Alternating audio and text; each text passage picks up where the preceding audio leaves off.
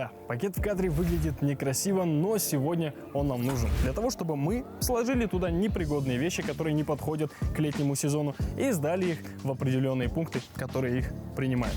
Ну а прежде чем сдавать непригодные вещи, для этого их нужно постирать. Почему?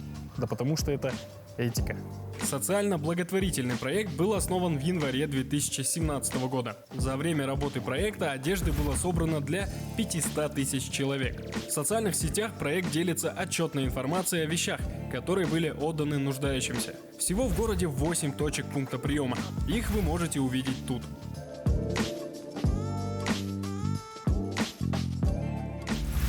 Снимать в торговых центрах категорически запрещено, но мы это делаем специально для вас, поэтому я пойду искать пункт приема вещей. Главное, чтобы никто не увидел, что я снимаю.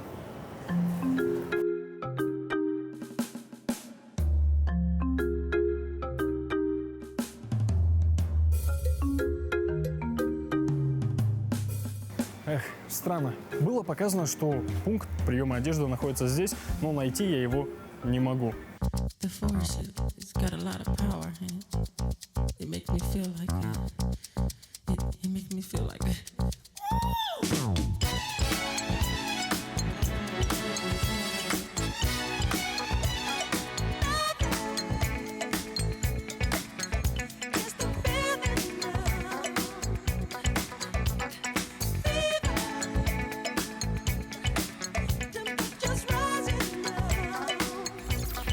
Танцы закончились, и мы нашли тот самый бокс, который сдают ненужные вещи.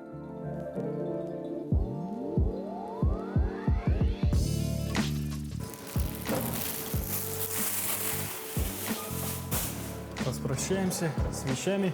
Ну и еще, здесь вы можете сдать такие вещи, как обувь, книги, аксессуары, игрушки для детей и технику. Но что нельзя сдавать, это медикаменты, гастрономические изделия и предметы уже личного пользования. В следующий раз принесу что-нибудь из этого списка еще.